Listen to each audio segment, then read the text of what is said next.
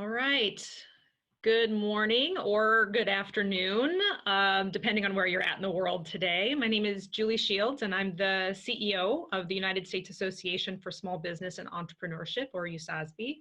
As we kick off the second in a three-part collaborative series of fireside chats on the topic of online entrepreneurship education, I'd like to give a big thank you and shout out to Dr. Ayman Tarabishi and his colleagues at ICSB, who really took the lead in pulling this concept, pushing this concept for a fireside chat series. So big thank you to Dr. Tarabishi and Alex DeNoble and Jeff Alves for really bringing this to the forefront. So thank you.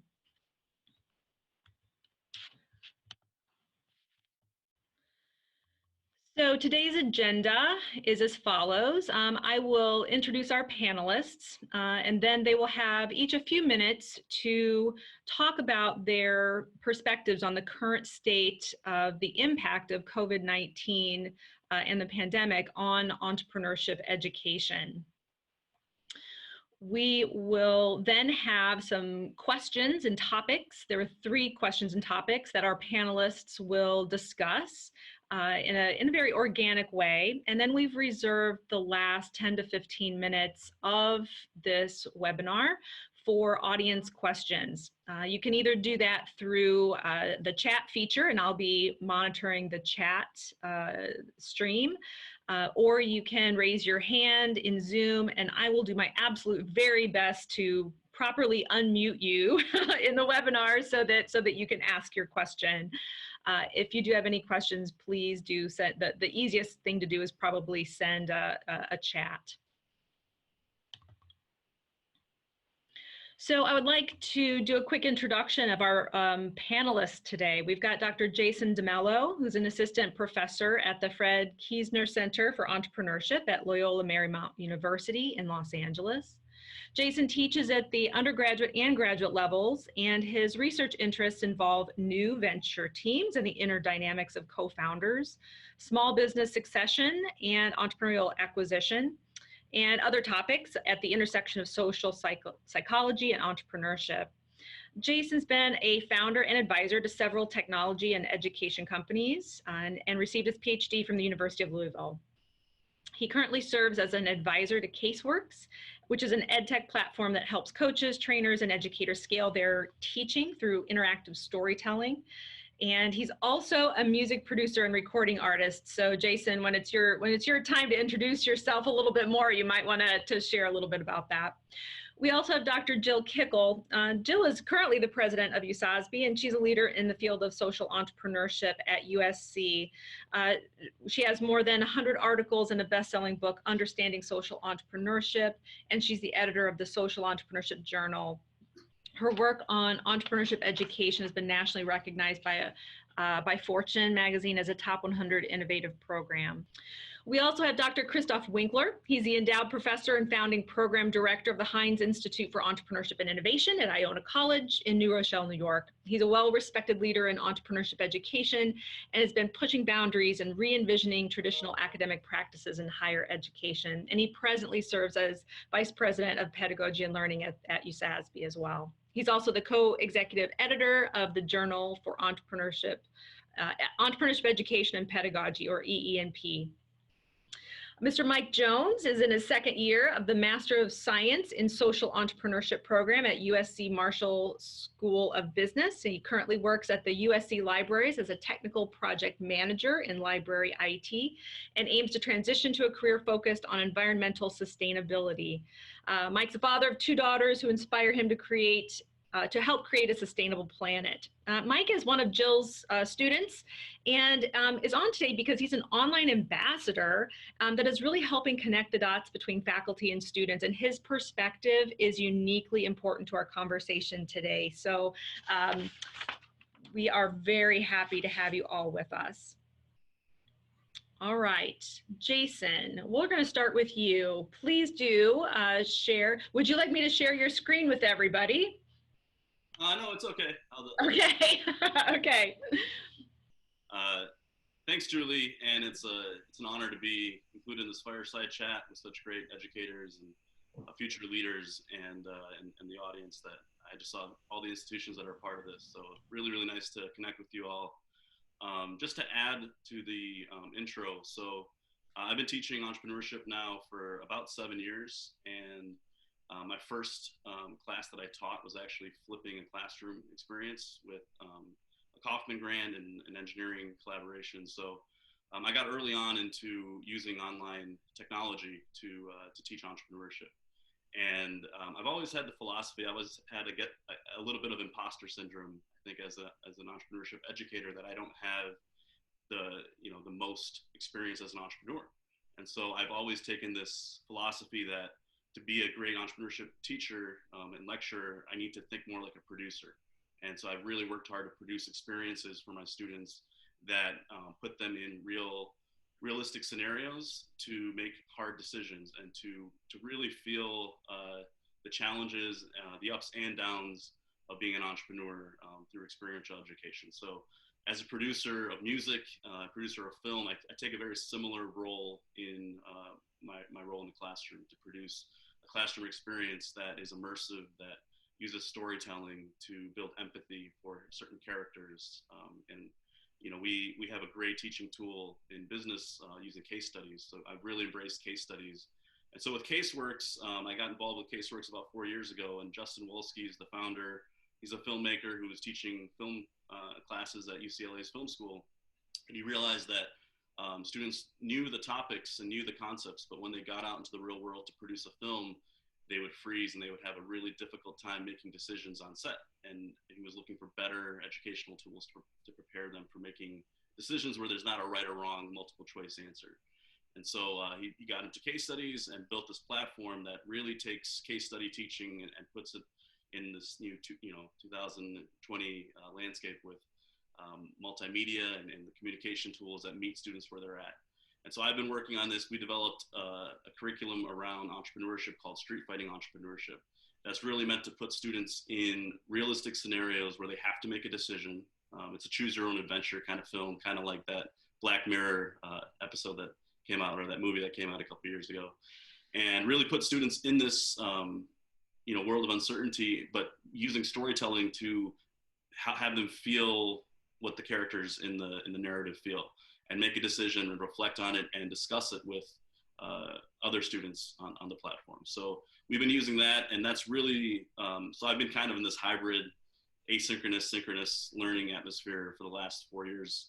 So this pivot now into full online has been more manageable on my end, and I've been trying to help other professors at LMU and abroad outside of our school to really take this on. I think this is a great opportunity for learning in many ways, and I think we'll get to that in our conversation. We're getting some really, really good guest speakers who are more than willing to zoom into class from all around the world to share their experiences right now. And so as unfortunate as the situation is, and I'm really hats off to everybody in the front lines and everybody who's been affected by COVID-19. As educators, I think that it's a great chance to put on our own entrepreneurial mindset and think about how we can be creative during this time. Great, thank you. Jill. Yeah, thanks, Julie. Thanks, Jason. That was great. As Julie mentioned, so I'm the current president of USASBE, and I teach at USC in the Marshall School of Business. And I'm the research director in the Brittingham Social Enterprise Lab. So I've been teaching social entrepreneurship for the past 10 years. But it all goes back to about 28 years ago. I first started in the field. And I have to say, my mother was an entrepreneur. My father was a professor. So I became the entrepreneur professor. So it's been a long journey. It's been a great journey, a lot of learning along the way. And I have to say, during these times, I mean, this is, it is unfortunate and a lot of this uncertainty, but it's also, a way for us as educators to kind of step back and see what are the opportunities, what are the ways that we can, look at the world as it is now, but look at it in a light of how do we recreate and co-create with our students, kind of around the curriculum and how we design and we deliver our classes. I think ever it's so important right now, especially in this given time of how we deliver our courses and how we structure them in a very new and innovative and different light. So um, I really welcome, there's so many resources that are being pushed out there. And it's also great to see in terms of just the collaborations that have been happening kind of across just different institutions, people sharing knowledge, even the different associations who sometimes we think we're competing against, we're actually coming together and really collaborating. So one thing I do have to say is that, yes, 28 years in and 2 weeks into online teaching. So I think the very first thing I did was I talked to my students. It was just ask the students in terms of what they want. Mike is here today with us because he is one of our ambassadors. I think one of the very first things I did was to call out to the students and say, hey, I'm not an expert at this. Can you help us? And can you help us in terms of what that next stage is going to look like? So a lot of empathy, a lot of just understanding. It's a new kind of customer discovery process that we always go through. It's a big pivot for us, and I'm really looking forward to the conversations ahead. Thanks. Great, thanks, Jill. Christoph. Yeah, thank you, everybody. It's great to listen to those first inputs, and I really appreciate the opportunity also to chat a little bit about my experience as it relates to how I got involved with online education. But before I talk about this, I also want to magnify sort of where I was sitting about 3 weeks ago, which is Iona College in New Rochelle, when sort of the pandemic sort of unfolded first, like just outside of New York City. And I was sitting in my office just a day after we sent our students home to an early spring break, looking into the blue sky, seeing a National Guard helicopter, and sort of helping the community and helping everybody, but also being involved in sort of our conscious response as we prepare. And I think there's been a tremendous undertaking in terms of being proactive in order to assure that on the one hand, our students, our staff, our faculty are safe, but on the other hand, also to look fast forward of what are the potential scenarios as we have to prepare ourselves, not only beyond the extended spring break, but also making sure we can adequately prepare everybody for an online environment. And I think we have been undergoing a tremendous transformation as we build capabilities across the college in order to deliver that. So I really want to thank everybody who was involved here at the college to do that. My personal involvement with online education, started, I would argue, I think about 21 years ago, when I was a graduate student or student at the University of Linz in Austria, when one of my professors at the time had a Fulbright scholarship in New York, and he taught the class, but he decided, listen, I'm not going to be in Linz in Austria, I'm going to be in New York, so we need to facilitate some kind of a class conversation. And the topic of the class was instructional technologies. So we tried all the tools that are available at the time in any kind of shape or form. So everything from Blackboard, discussion boards, chats, video conferencing, which at the time was ridiculously expensive when you compared it's not what we have in terms of Zoom. But really planted the seed in terms of my inquiry about what the capabilities are, the potential is for the future of learning as it relates to technology. And I sort of stuck with this. A year later, I found myself in an apartment in New York, where I had a conversation about how can we bring students across the globe together to present ideas and business ideas to one another. And the technology wasn't ripe enough at the time, but we experimented. But long story short, this led into me coming to New York at the invitation of the City University of New York, and sort of start building out a program around virtual enterprise in order to connect students virtually across the globe. And we built a technology platform in order to support this curriculum, competitions, events, and whatnot. So again, the trajectory here was always, or my gauge was always on how we can utilize technology best in order to facilitate student learning.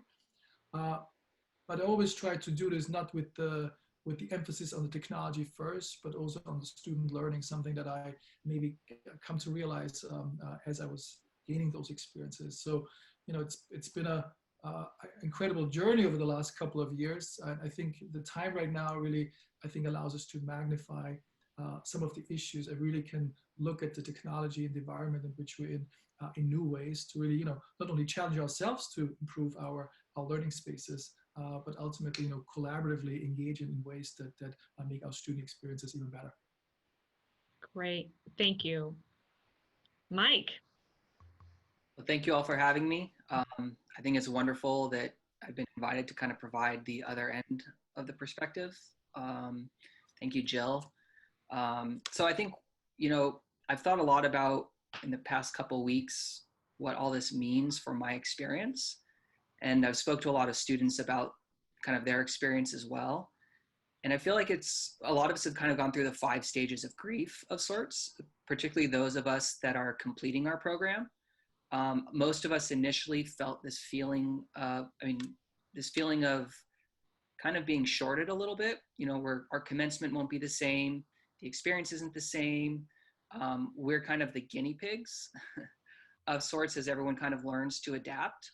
But as I kind of paused and thought about it, and really think about what was important, it's not the ceremony, it's not the walking, etc., that it's really the experience, the learning opportunity, and what we can gain. So I think there is a lot of potential. I know that there's not a lot of time left in the semester, but I think there's still a lot of opportunities to make some of those dynamic changes to ensure that the experience, particularly for those students that are graduating and finishing up here in the next couple weeks and months, is still as rich as possible.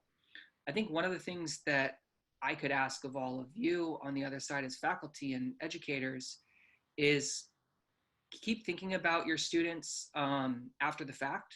So just because we're done in May, think about ways that there are those kind of value-added enhancements that maybe are put on hold right now. So the network opportunities, the guests, the side conversations, etc.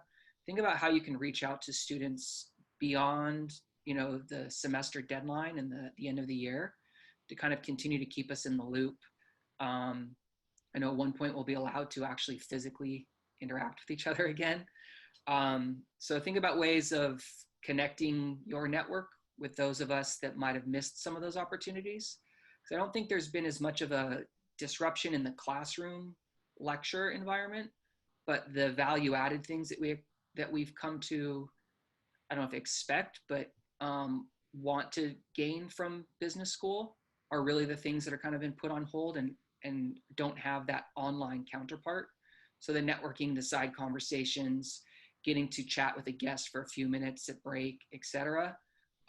Those are the things I think that really need the extra attention. All of us, I'm older in my cohort, nearing 40, and a lot of our classmates are a lot younger. So adapting the technology has not been difficult. I think it's a lot of the mindset, the engagement, and what the expectations are from our learning experience are the things that are going to be the hardest for students to kind of grasp with in the coming weeks, months, etc. Great, thank you. All right. Okay, so our first question is this, and Jill, we'll probably start with, if you want to start with this.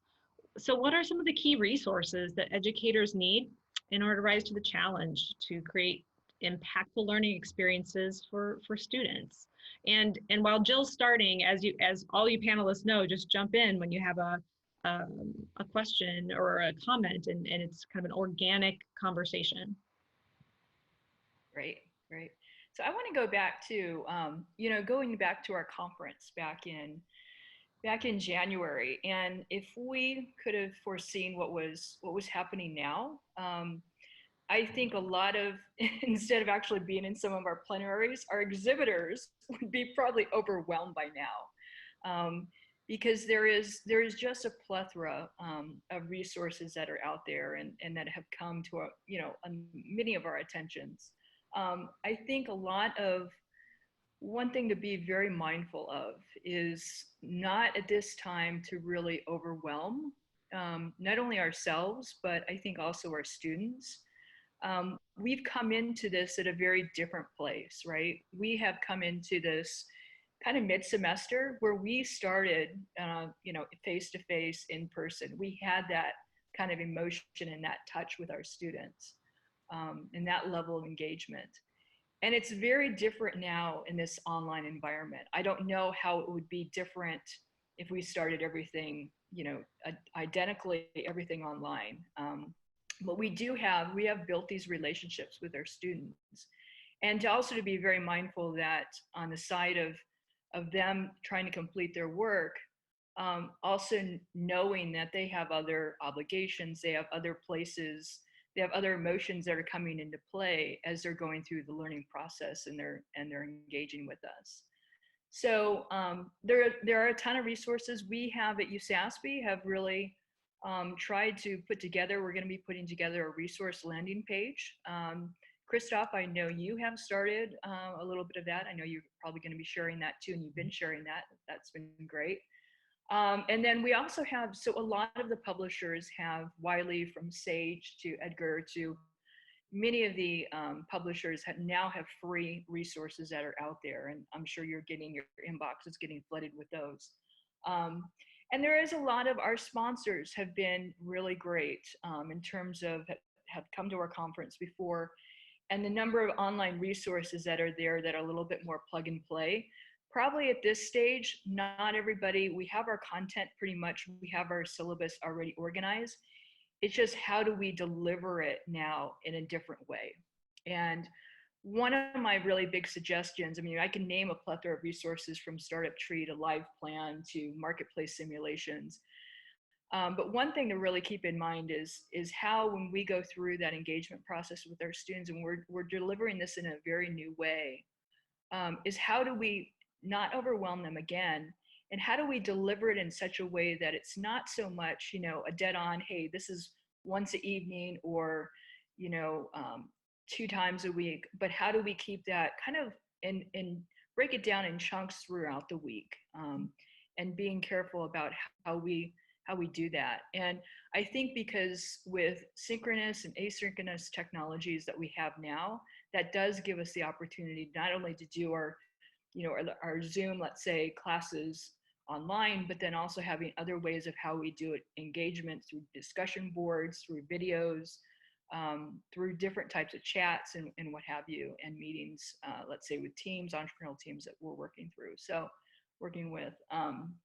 So that's kind of a little bit of my, little take on a number of things. But be on the watch out for the resource landing page and some other additional things that USASBE is going to be offering. And we're here for you. This is what we're here for, for sure.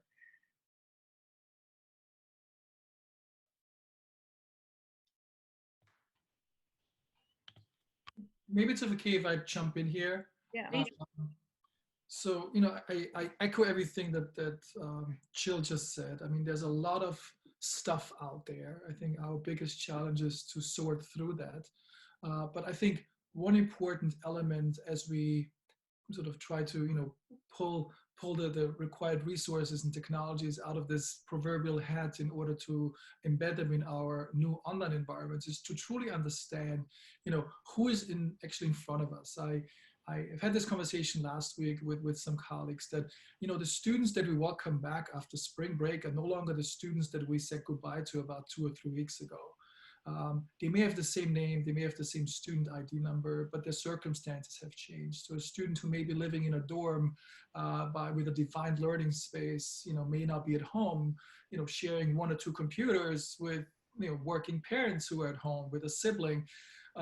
With all the sort of the emotional pressures that come with that. So I think the empathy building piece with our students needs to precede any kind of instructional design consideration. So again, following strong design thinking principles as we envision what we're trying to do. And I think as we apply sort of these principles, experiment with things that we believe will allow us to accomplish our learning objectives. I think the learning objectives still hold true. There's still a syllabus. I think we would like to know, I think we have a clear understanding where we'd like our students to go. How we get them there has slightly changed because the circumstances have changed. So I think as we select tools that are available to us, whether it's course management systems or support tools like Zoom and others, as well as some packaged content components like case studies and others, as you bring those and invite those into our classroom, again, carefully examine how do they allow us to accomplish those learning objectives and make them sort of the part of the continuous experimentation phase as we try to create these environments, as opposed to the default entry point. And I think that's often what people are overwhelmed with. They get this flood of information their way. I get the best thing for this, and I get the best thing for that. So it's very difficult to differentiate of what actually works for you. So I would flip it, start with the students first, link it to your learning objectives, and then experiment with things as you move through the semester. That kind of gets into the next question, and maybe Jason, you were kind of getting ready to say something about it, but how do we change or adapt our approaches to instructional design in entrepreneurship education? And maybe that's kind of where you were going, but just jump on in with whatever you were going to say. Yeah, no, I think Christoph nailed it with using human-centered design principles in how we react to this and how we adapt. So starting with listening to students, I gave my students a survey. It's been kind of an interesting situation because students have moved home now, right? They've left Los Angeles and they're in different time zones, and some feel like they want to work in groups on the projects that they had before, and some don't want to anymore because they're worried about the communication. And just getting all that data and meeting them where they're at and hearing them and truly listening, and then making decisions afterwards.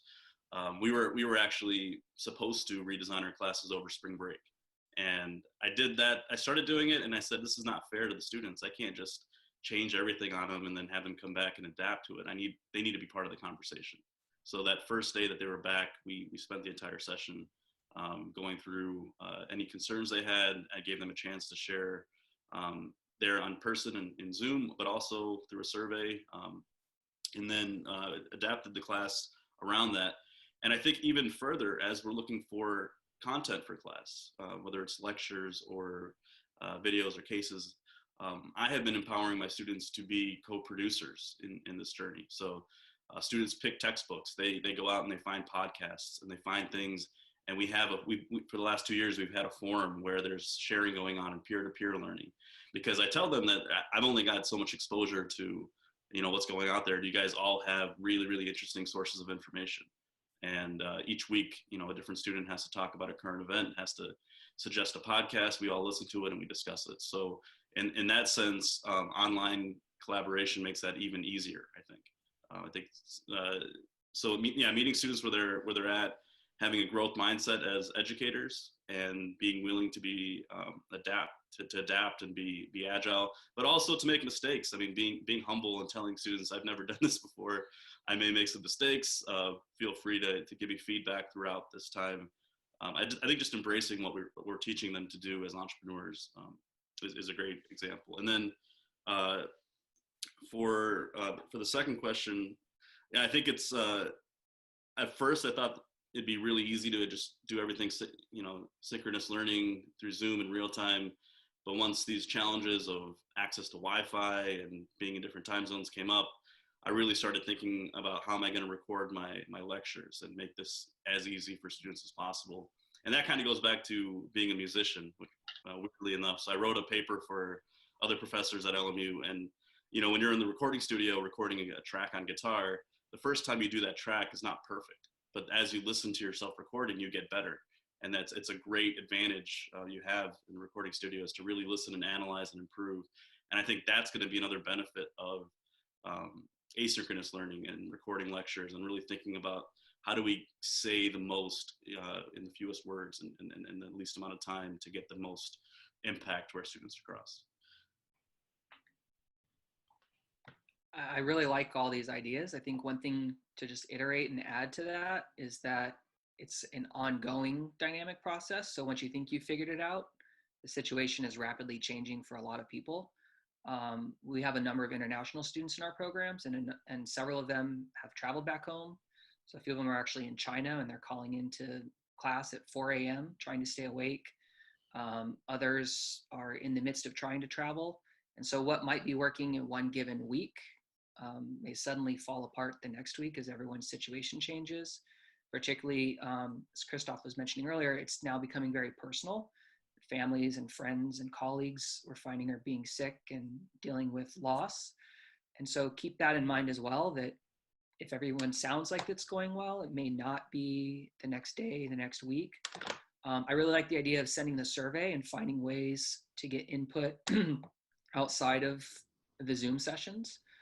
Very few people are really comfortable opening up publicly in a large group, particularly even though we know each other and been in class for a while, but particularly given some of the sensitivity or not wanting to seem like you're the one having more of a challenge or a struggle. So finding, again, those ways to reach out individually.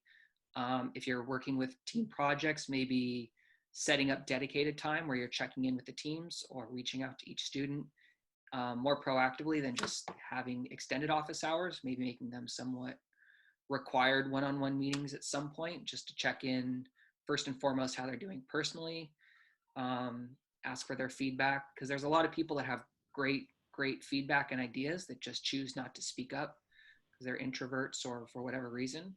I'm guilty of that as well. I'm an extrovert and I'll often run the meeting, but I have to kind of pause and make sure I'm calling out the quiet people as well. And they may not speak up during the meeting or in the session, but offline they're happy to contribute.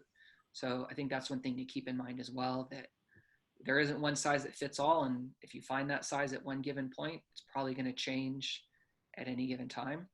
Also, the idea of keeping things, whatever you can find to work asynchronous is really, really helpful to allow that extra flexibility. I took an online class this past summer. It was online from the get-go, but half the class was asynchronous. It was a guest lecture from an entrepreneur that kind of shared their story. And then the following week, that person, when possible, would be in class so we could actually ask those questions, discuss, reflect. And that shaved off an hour and a half of time we had to be there. For a lot of people, getting 3 hours of dedicated time is really, really hard. You have a family, and those with kids especially know it's impossible. So finding those ways to break it up, I think it also improves the engagement as well. I found myself, even in some of the 3-hour classes I've had, losing kind of focus, even though it's something that's very interesting and engaging. So maybe more frequent breaks, maybe more paused discussions, particularly with guests that will, here's your hour and a half to go ahead and talk, maybe more of a panel or Q&A with small sections and breaking it up to find more of that constant engagement. Because I think that's one of the things that's really lost in an online platform is the true conversation and engagement.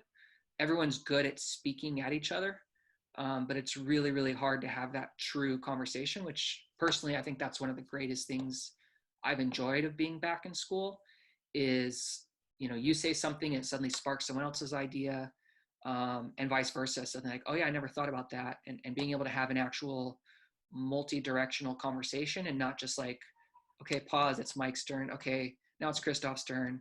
Now it's Jason's turn. Going around the circle, like that's not, everyone gets a chance to speak, but they don't have a chance to actually converse and really enrich in that conversation.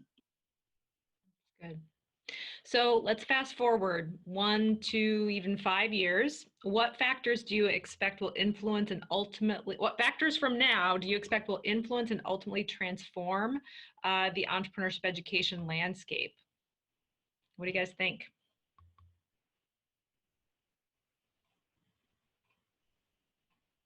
I mean, I can jump in just to get the ball rolling. I think in entrepreneurship education in particular, I think we got really comfortable with awesome in-classroom experiences. And I think we really pushed now to an edge where we are challenged, like, how can we think about integrating technology more holistically into our educational experience? And I don't think it's going to be an either or situation. It's either in classroom or technology supported or online. I think it will be an integration of different kinds of pedagogical approaches that I think will drive a lot of our development. Through the journal Entrepreneurship Education and Pedagogy, we put out an editorial to really, put it not into our hands as sort of the conversation now to make these determinations, but let the proof or the development happen within the community that ultimately shaping those learning environments. So really figuring out what are the best practices, in what particular types of contexts. And I think that's going to be, I think, a big moment for us as an entrepreneurship education community, where we challenge the boundaries of how we define our classroom learning, by also including an online dimension in ways that we haven't thought about before, or in ways that we haven't thought about before. Yeah, and kind of piggyback off that, I mean, I think what is going to, you know, the opportunity for us to incorporate what we're learning kind of, you know, day to day on this and taking a blended approach. We have the opportunity now as entrepreneurship educators to really open up the world. Imagine the people that can be a part of our classroom. Imagine the new learning that can happen. Imagine the new entrepreneurs and the different types of, you know, philosophies, mindsets that can be captured within a classroom. So I think that's going to open up the door to, you know, for my field in social entrepreneurship, when we look around really what is a changing landscape and where are the big, you know, the thorniest problems in the world, and bringing in, you know, the problem even we're having right now, bringing in people who are experts who have really rich, you know, information about what is happening, who can help us in terms of helping our entrepreneurs, social entrepreneurs, develop new ideas and new insights. And I think that just gives us another way, another dimension of learning that we probably, until now, we haven't really thought about. And I just shared an article from PitchBook talking about venture capitalists and new investments for stay-at-home student entrepreneurs and opportunities that are emerging in there. And if we look back over the last couple decades, you know, a lot of the learning opportunities that could have started in universities actually happened in accelerators and incubators and VC-backed learning programs. So I think this is a great time for universities to take a step forward, and us as entrepreneurship professors to lead this effort, and find reasons why our programs are different and better than MOOCs and other online learning options that are out there. And I think some of that is tying our research into, you know, research around pedagogy and research that shows proven techniques that work. So last week, we held a 30-hour Zoom training session teaching personal initiative training. And this is a proven method that Michael Freese and other colleagues published in Science, and teaching self-starting, teaching future-oriented, and overcoming adversity and barriers.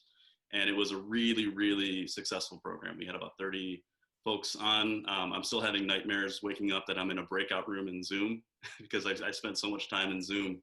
But the breakout rooms are great, and you can actually have pretty intimate interaction between students and participants in these breakout rooms. And as a facilitator, you can hop back and forth. And in some ways, it's actually better than in person. And I think there's ways that we can really step into this and be leaders, thought leaders, instead of being responders, and doing what the field is already doing.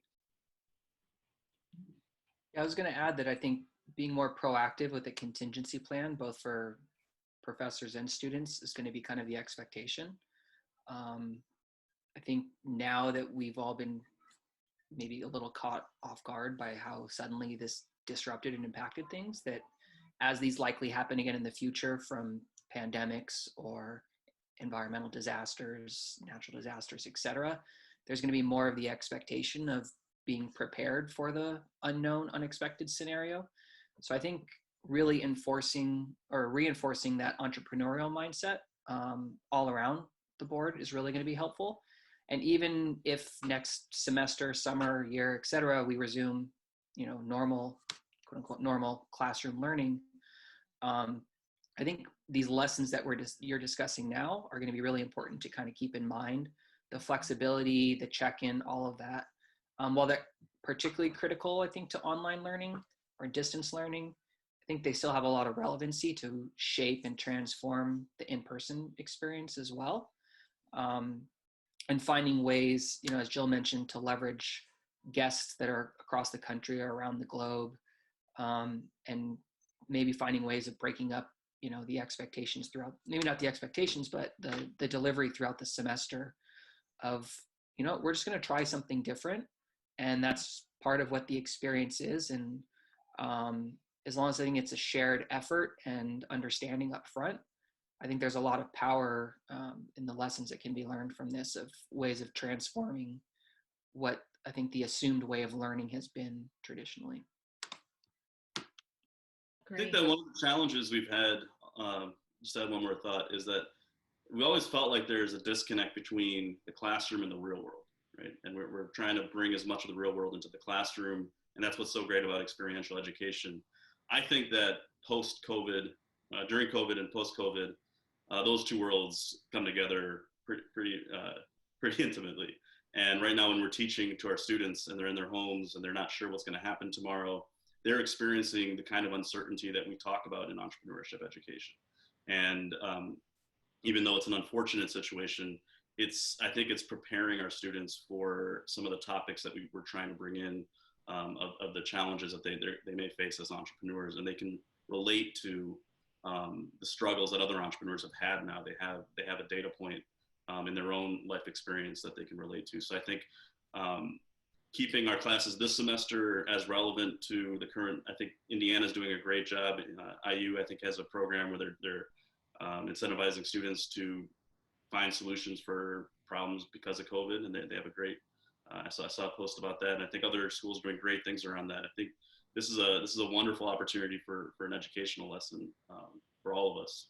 And then also thinking about, you know, in the future, the next 5 years, right, this opens up all sorts of possibilities now that more educators are familiar with online learning, to bring in different kinds of mentorship programs, and even finding ways to allow students to practice entrepreneurship online and use digital tools to, and with a little bit of capital, to play around with building an online business and online sales and figuring out how to make that transition. I think this will be a very, I think there's a lot of positive silver linings.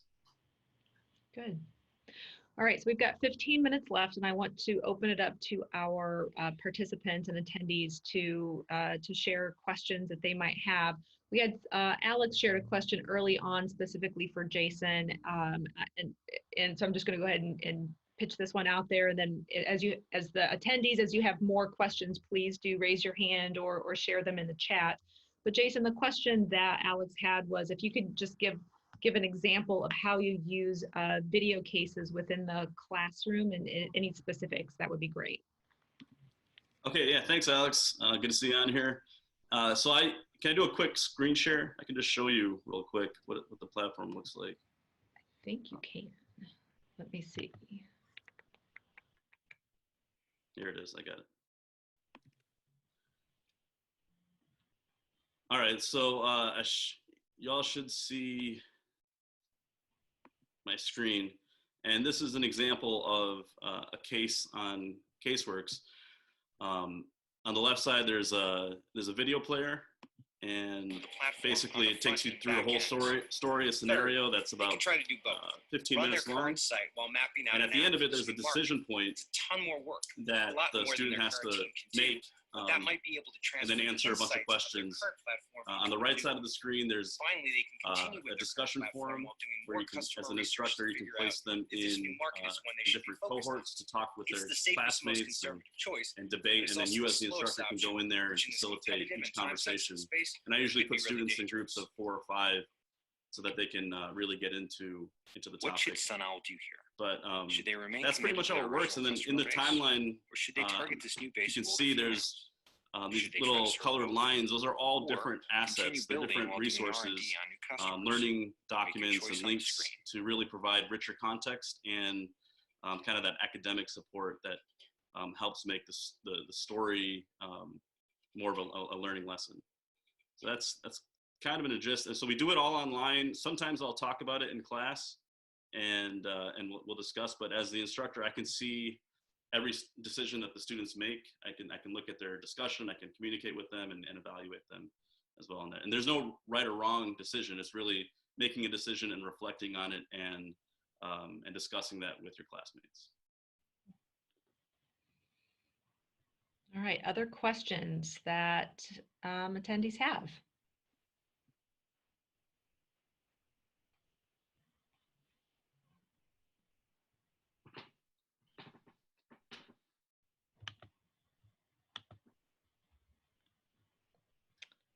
Just to follow that up, I put a link to, if anybody in the group wants to use the platform, we've given it out for free during this whole thing. So if you want to use it in your class, or if you want to play around with it and watch the videos and see if it's relevant to what you teach, just go and click the link. And if you click the demo button on there, Justin Wolski will be in touch with you to help you get set up. Okay. All right.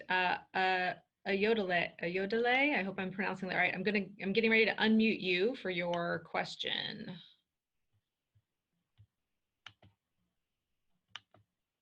I'm clicking unmute. I'm not sure if you are muted on your side.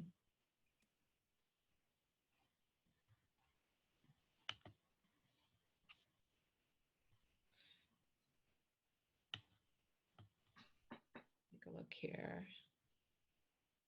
While we're waiting for that, Ben McClarty has a question. Are there specific simulations related to entrepreneurship that can be used in an online setting? So specific simulations, are you guys aware of any? So, so I use, and this is a shout out to Justin here, I use LivePlan, which is very iCloud based. I was using it at the beginning of the semester before everything happened. And it is for students who are working through a business plan and working through their pitch, has multiple resources in there. And the beauty of it is that the tutorials that are around it is very similar to what Jason has, but just giving some really good starter, questions that gives the students really kind of their own coach online. And I can comment anytime and the students get my comments. Mike, I still need to comment on yours, on your question, but it's kind of it can be very interactive, and it's also and LivePlan is one of our sponsors, and another one is Marketplace Simulations, and it's also been kind of a supporter of USASBE for a number of years. So take a look at them as well. And then Startup Tree is another one too, especially if you're moving teams into kind of a pitch framework or a competition. I know a lot of schools in Blackstone Launchpad uses Startup Tree, and it allows just coaches to come in and from anywhere around the world basically comment on a venture.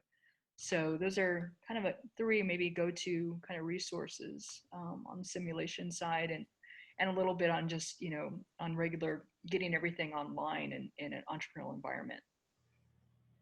And also like Venture Blocks, the Heidi Neck tool that was developed. So there's a whole host of simulations out there. Sometimes it's also helpful to create or simulate different kinds of scenarios in different ways. A lot of these are prepackaged, but sometimes you can also get creative by creating these kind of scenarios and simulate a particular situation through cases and other methods to engage your students in those ways as well.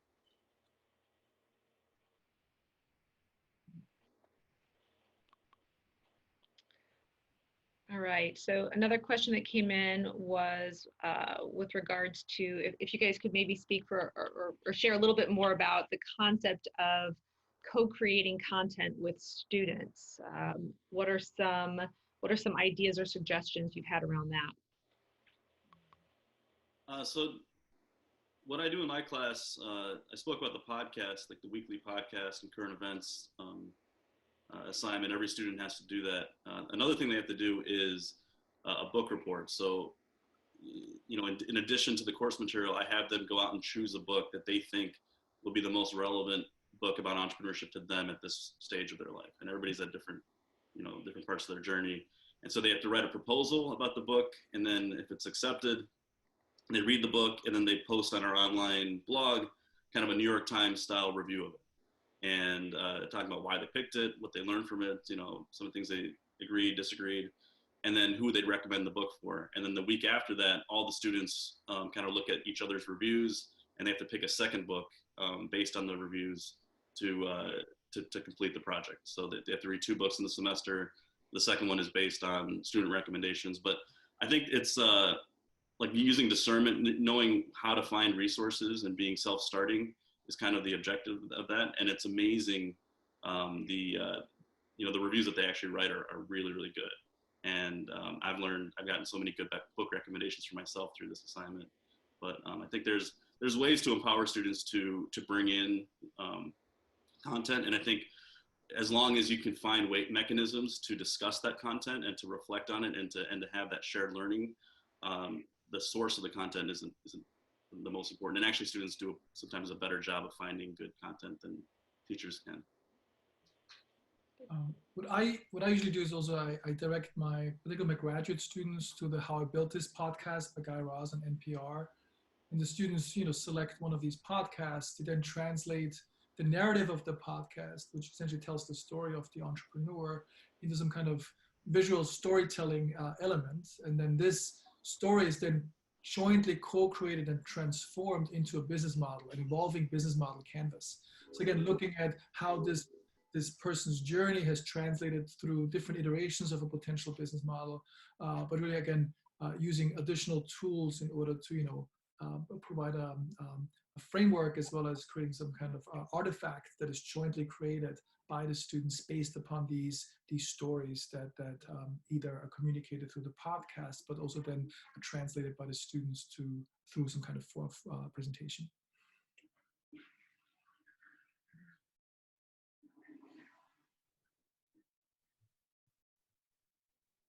Great. Are there any other questions from the attendees? I don't think so. I wanted to make sure when we were talking about online simulations and things like that, I have to admit I was kind of reading things and listening at the same time. We did have somebody in the chat mention that Marketplace Simulations also has some virtual simulations for new venture creation. So please do check out the chat on that and look for the marketplace-simulations.com is there as well. All right, I'm gonna post up some of our resources that have been provided by our panelists. And then we're gonna wrap up real quickly. Let me just share this real quick. So we've got some resources for support on remote and online teaching. Other resources for our EE&P, for USASBE's EE&P. There was an editorial written as well as some additional cases that were published, as well as Jason provided the CaseWorks website as well. I'll leave those up for a little bit if anybody wants to take a screenshot.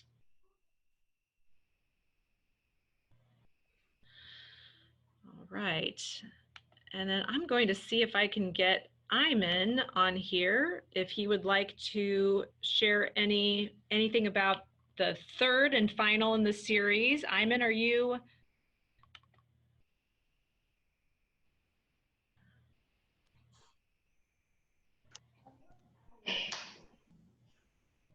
I think we can hear you.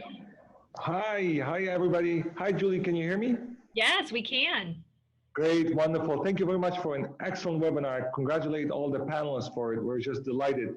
I was taking a lot of notes here just to share with our members as well. This is just absolutely fantastic. The second Fireside chat. And we're gonna have another one soon, coming soon, and then we're gonna get all together with USASBE, our partners, and figure out what's gonna be on the agenda. So it'll be absolutely fantastic to do so. Great, great. We're looking forward to it. And again, thank you very much, Iman, for pushing the concept of the Fireside chat out there. We've had some great great conversations and great exposure for that. So thank you. Thank you very much. All right. Well, I would like to thank Jill and Jason and Mike and Christoph for all of your amazing ideas, and thank you for allowing yourself to kind of be put out there in this format. Thank you to our attendees as well for your questions and thoughts. We will be putting this out on our YouTube channel for people to gain as much as they can from this. So please do share it if you find there are other individuals in your networks that would find value to what we talked about today. And have a safe and a pleasant rest of your week and weekend. Thanks, Julie. Thank you. Thank you so much. Bye-bye, everyone.